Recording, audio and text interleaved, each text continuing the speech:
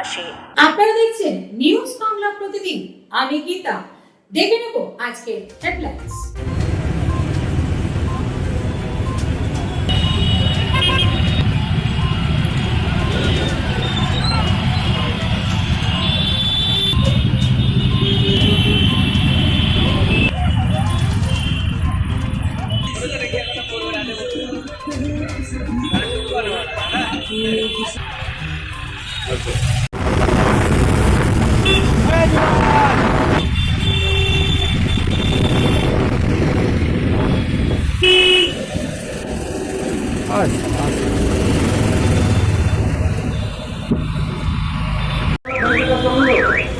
আমাদের লোকালটির পূর্ব প্রান্তে গাড়ি পার্কিংয়ের ব্যবস্থা আছে।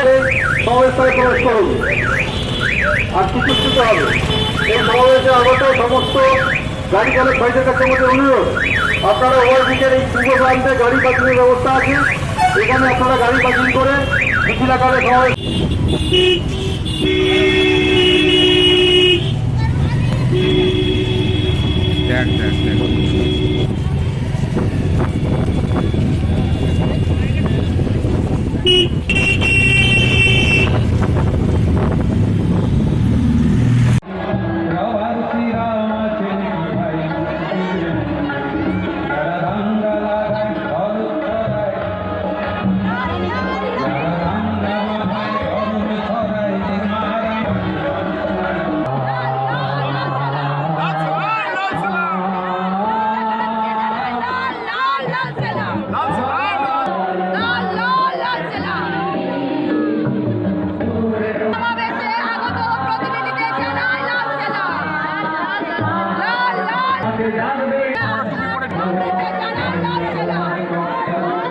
আর আজকে আমাদের শিক্ষিত বেকার ছেলে মেয়েরা গোটা দুনিয়া ঘুরে বলছে, কোথায় রাস্তায় ঝাড় দিচ্ছে, কোথায় এখানে সেখানে কাজ করছে, তাদের দায়িত্ব নাই।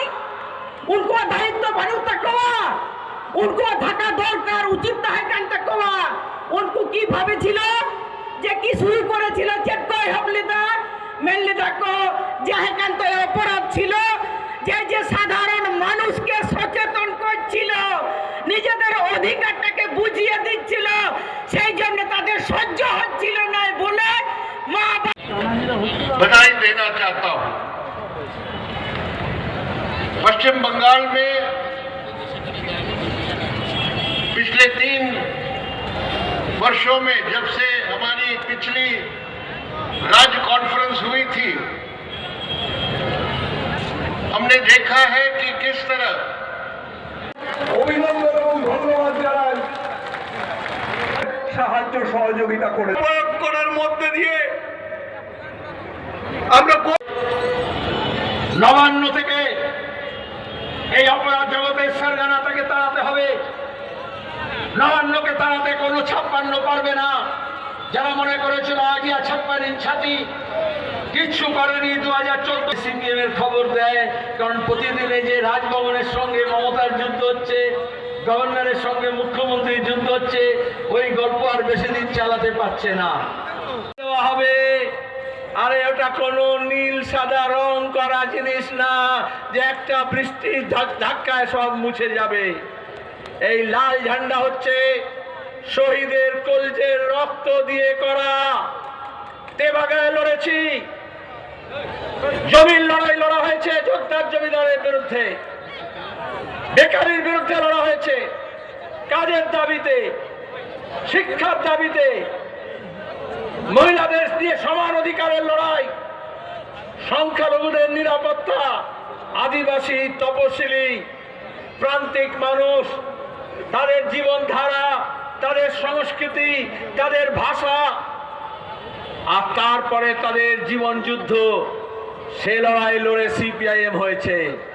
এইটা কোনো চিট ফান্ডের টাকায় কেনা লাল ঝান্ডা 5 স্টারে হয়, কর্পোরেটের টাকা নিয়ে হয়, কিছু লোকজনকে এয়ার কন্ডিশন বাসে চাপিয়ে নিয়ে যাওয়া হয়, সাংবাদিকদেরকে, তারপরে কিছু গিফট হ্যাম্পার দেওয়া হয়, তারপরে খানা পিনা করে, তারপরে মেনু দেখানো হয়, তারপরে বছর বছর কিছু জামা কাপড় নবান্ন থেকে পাঠিয়ে দেওয়া হয়, আর দিল্লি থেকে তো আরো অনেক কিছু পাঠানো হয়, তখন সেখানে কলম পেশে ছবি দেখায় টেলিভিশন চ্যানেলে।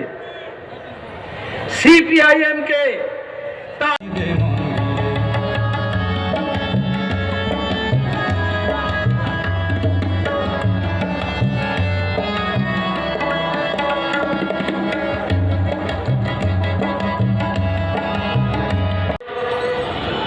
নবান্ন থেকে এই অপরাধ জগতের সারগানা তাকে তাড়াতে হবে। নবান্নকে তাড়াতে কোনো 56 পারবে না। যারা মনে করেছিল আগিয়া 56 ইঞ্চ ছাতি, কিচ্ছু করেনি। 2014 থেকে বিজেপি সরকার আছে। যারা মনে করেছিল রাজভবন করবে, রাজ্যপাল করবে, তদন্ত রিপোর্ট দেবে, এইভাবেই তো বিচারের যে আশা আছে সেটা মানুষকে ত্যাগ করতে বলছে। আর এই জন্য আমরা ছুটছি, আমরা রাস্তায় নামছি, কারণ বিচারটাকে আমাদের কেড়ে নিতে হয়।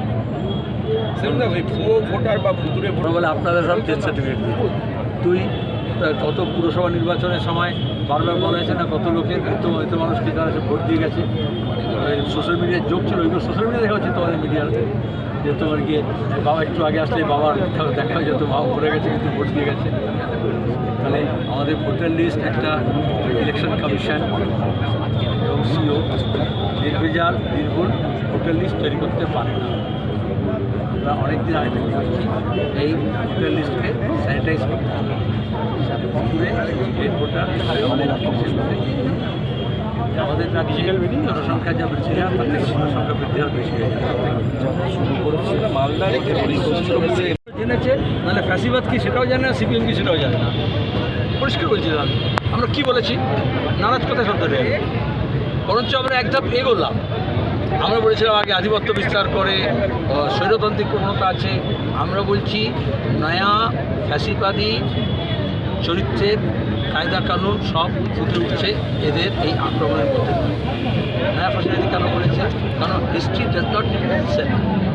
জার্মানির যে নাৎসিবাদ ছিল, মুসলিমের যে ফ্যাসিবাদ ছিল, সেটাকে এদেশে কারণ কমিউনিস্টদের ধ্যান ধারণা প্রত্যেকটা দেশে প্রত্যেকটা সময় সেখানকার স্থানীয় অনেকগুলো ফ্যাক্টরি করে তার ফ্যাসিবাদে একটা চরিত্র হয়ে গেছে। এমনি তো বড় সব বিদেশি কথা নকল করে। আমরা এখন নতুন কথা বলছি তো বলে আপনারা বলতে নারাজ কেন? আপনি বিদেশি ভাষায় বলছেন না। অবশ্যই বিজেপি, গোলওয়ালকর, হেডগেওয়ার, ওরা নাৎসি এবং ফাঁসিবাদের দ্বারা অনুপ্রাণিত হয়েছে এবং তারপরে তারা সেখান থেকে শিক্ষা নিয়ে তারা গড়ে তুলছে। তারপরে যেরকম জেনোফোবিয়া করে সেটা করছে, যেরকম তারা এখানে বাংলাদেশ বিদ্বেষ করছে, ওখানে যেরকম ইহুদি বিদ্বেষ ছিল, এখানে যেরকম সংখ্যালঘু বিদ্বেষ করছে, সেগুলো করে, এগুলো সব চলছে এবং তারপরে সেটা আক্রমণ করে উঠেছে। তাহলে এটাকে আমরা বলছি নয়া ফাঁসিবাদ। তুই বলছি আপনি নারাজ, আমি নারাজ শব্দটা জিজ্ঞেস করছি তুমি কোথায় জানলে নারাজ? নতুন আমাকে এই জন্য বলতে হচ্ছে, ওই যে বলে টাকা নিয়ে কিছু লোক কিছু কলমচি ভাড়াটে লেখে একটা পত্রিকা নামে বলতে পারি, যারা এমনিতে রাজনৈতিক খবরটা দেয় না, তোমাদের এই জন্য উঠে গেছে বা বিক্রি হয়ে গেছে, তারা প্রথমে এই খবরটা লিখেছে সে না জেনে। তাই কোনো পলিটিক্যাল সাংবাদিকতা এখন নেই, আগে এক সময় ছিল। নতুন যে রাজ্য কমিটি তাতে দেখা যায় 14 জন মহিলা সদস্যরা প্রায় এদের মধ্যে তফাৎ আছে। সংসদে কত পার্সেন্ট ইনফর্ম বলা হয়, আমরা বলি না, আমরা করে দেখাই। আমাদের 14 জন ছিল, এখন 15 জন আছে, তাদের বাড়ছে। 80 জনের মধ্যে 15 জন, কত পার্সেন্ট জিজ্ঞেস করছি, কত পার্সেন্ট? তাহলে সেখানে দাঁড়িয়ে আমাদের মেম্বারশিপের যা পার্সেন্টেজ আছে তার থেকে বেশি পার্সেন্টেজ আমাদের বিদেশি কোম্পানি আরও আনতে হবে। আমরা এখানে থেমে থাকবো না, এতে তোমার বলে দুর্বলতা। আর আমরা বলছি আমাদের লক্ষ্যমাত্রা ল্যান্ডমার্ক আগে ক্রস করতে হবে, পরে আপনাদের নির্দিষ্ট হচ্ছে 2026 কি এদিকে দেখা যাচ্ছে না, 2026 কেন নয়, 3 বছরের জন্য সম্মেলন হয় 2025 থেকে 2028 পর্যন্ত। আমি বিধানসভা নির্বাচনের প্রেক্ষিতে বলছি, নির্বাচন হয়নি, এখানে পুরসভার নির্বাচনগুলো এই রাজ্যে বাকি আছে। অসম, মহারাষ্ট্রে অনেক পঞ্চায়েতের নির্বাচন হয়নি, বিজেপি যে গভর্নমেন্টগুলো রয়েছে সেই ব্যাপারে যেটাকেই বলে সেরকম দেখা না হয়, ত্রিসীমানায় পার্টি অফিসে লোককে ঢুকতে দিচ্ছে। এটা হচ্ছে গণতন্ত্রকে হত্যা করা হচ্ছে। আমাদের রাজ্যে প্রতিটি বলেছে আসামে করা হয়েছে, উত্তরপ্রদেশে করা হয়েছে। যদিও পঞ্চায়েত এবং পুরসভা নির্বাচন সংবিধানে ওই বলে বলা হয়, সংবিধানে লেখা আছে পার্ট 9A-B সংশোধন করে দিয়ে সংবিধানে বলা হয়েছে প্রত্যেক 5 বছর অন্তর নির্দিষ্ট সময় পুরসভা এবং পঞ্চায়েতে নির্বাচন করতে হবে। কিন্তু তৃণমূল কংগ্রেস করছে না, বিজেপি যেহেতু করছে না, যেন কেন্দ্রের সরকারের ব্যবস্থা নেওয়ার ব্যবস্থা নিচ্ছে। আজকে কলকাতা পুলিশ কমিশনার বলছেন যে সিসি ক্যামেরা এতদিন কলকাতায় লাগানো ছিল ট্রাফিকের ভিউ পয়েন্ট থেকে, এবার ক্রাইম যেখানে বাড়ছে সেই সমস্ত এলাকাতে, অর্থাৎ কোথাও ক্রাইম বাড়ছে এটা পুলিশ কমিশনার স্বীকার করেন। অবশ্যই স্বীকার করেছেন এবং পুলিশের সংখ্যা কমছে, পুলিশের নিয়োগ নেই, পথ খালি আছে, সিভিক দিয়ে কাজ চালাচ্ছে। সেই জন্য দাঁড়িয়ে ক্যামেরা তো আর চোর ধরবে না। ভোটের বুথে তো ইলেকশন কমিশন বলে সিসিটিভি ক্যামেরা লাগানো হবে, তাতে কী হয়? ওতে এসব চিহ্ন লাগিয়ে দেয় না, কাগজ চেয়ে দিয়ে দেয় না, ক্যামেরা অফিসে করে দেয় না। আজ পর্যন্ত ইলেকশন কমিশন কোনো সিসিটিভির ফুটেজ দেখেছে? তাহলে এমনকি তোমার কি আর্জি করে ঘটনার পরে সিসিটিভি ফুটেজ পুরো সবটা পরীক্ষা করা হয়েছে, সবটা পাওয়া গেছে? তাহলে আসলে ওগুলো হচ্ছে আরও কিছু লোককে কন্ট্রাক্ট দেওয়া হবে, আরও কিছু ক্যামেরা ইনস্টল করা হবে, যেগুলো ত্রিফলার মতো কিছু হবে। এখন ত্রিফলা আছে কলকাতার আশপাশে, ত্রিফলা নিয়ে কত কথা বলেছিলাম আমি। এই সরকারের আমলেই ত্রিফলা লেগেছিল এবং এখন ফালা হয়ে গেছে, কিছু নেই।